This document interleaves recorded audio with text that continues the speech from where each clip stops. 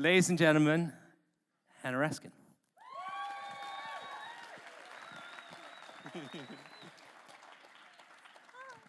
All right. I know y'all know what I look like, but the rest of the world doesn't, so that's why I've got to be disguised. So, actually, that's perfect. I can't see anybody. All right, let's go. Oh, great. Okay, so as Ben said, I'm Hanna Raskin. Thanks so much for being here. This is awesome. And Ben, thanks for being such a great MC. This is my mom in a restaurant, which is a place you'll often see her because she does not cook. But once in a while, she does bake, chocolate chip cookies, to be exact. And when I was about the age I was in that past picture, I got skeptical about my mom's cookies and proposed having a chocolate chip cookie tasting party. And so got all my little friends together, and we ranked all the supermarket cookies, and we ranked my mom's, and actually hers were the worst. And it was my first experience with getting in hot water with someone around me for my critical opinions. But as you know, it definitely wasn't the last. You may hate me. The person next to you may hate me. But on the off chance that you haven't met people who hate me, let me introduce you to just a few. These are the Jewish women of Charleston. They're not actually the Jewish women of Charleston. If you look at their footwear, they're from some less stylish place. But I am also a Jewish woman of Charleston, and so because of that, when I came here, they thought that I was going to be really easy on restaurants run by other Jewish women. My first review was of Justine's Kitchen, and I really didn't like it. So one of them gave me a call and said, "We agree with everything you said, but you never should have said it. The idea is your opinion's okay, but just keep it to yourself." Now, you may also know these folks. These are the Halls. They don't care for me either. They have a number of restaurants, including Hall's Chop House, which is just around the street. I don't know a whole lot about it because I've been banned from that restaurant. I reviewed the Hall's restaurants last year, and in the lead to the review said that some people love Hall's, some people hate it. Mr. Bill Hall said nobody hates Hall's, and because he believes there is no opinion, there is only fact, what I had to say was unacceptable. So as I said, since he couldn't sue for libel as he tried to do first, I'm not allowed to go to his restaurants. Now, these folks who are coming up here would actually probably really like me if they met. Our reader surveys show my most dedicated reader is an educated white man between the ages of 68 and 81. But here, these are actually just standing in for being good old Southerners, because I often hear, because I wasn't born in the South, although I've lived here most of my life, I don't have the right to have an opinion about anything, because clearly I don't know anything about grits or pork or anything from here. I only know about fish that you catch through ice, like they do in my home state of Michigan. I often hear from people who think I shouldn't have an opinion, either because of where I was born, because I'm a woman, or because I'm a Jewish woman.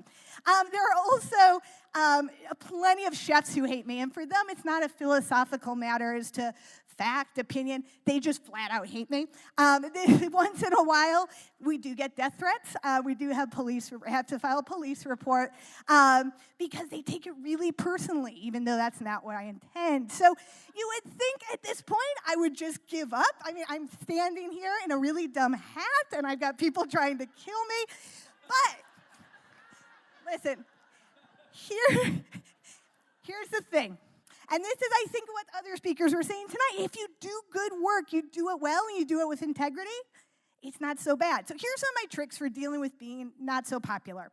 First of all, I don't take myself so seriously. Again, look at the hat. Basically, my opinion, so does everybody else, and they're all equally valid. My only intention is to start a conversation. And in some cases, I just want to continue the conversation, much to the dismay of people who come up to me like, well, you know, what you said about Hall's Chop House was totally wrong. I'm like, that's great. I don't take a lot of offense at that. The idea is that we're all part of this conversation. So while I don't take myself that seriously, I do take my work really seriously. And so that's important because I believe that when I'm writing about dining, I'm not just writing about where to get the best cocktail. I know Megan's in the audience, so I'd say go to Megan. I'm writing about where our food comes from, who grows it, where do they grow it, and how. All this stuff really, really matters. And it's really important to tell these stories fairly. That's true even in reviewing. Good reviewing is just good reporting. It means being observant. It means telling all sides. It means being honest and transparent, which is what I always aim to do in my work. So if you do those things, which is, again, what I aim to do, there are actually a number of rewards. For one, I privately hear all the time from chefs and restaurant managers who are like, thank you for calling that out in our restaurant. I've been telling my owner for 6 months that we need to fix the fish, So, because we all have the same goal, which is to make our restaurants better. We all want to eat in good places. We want a city of just tremendously good food. My goal is not to put anybody down. I understand how important reviews are and how much rides on them, but the idea is to bring everybody up. Because I think if you gratuitously give a positive review to somebody who didn't earn it, it's not fair to those really hard workers. So fortunately, there are people who agree with me.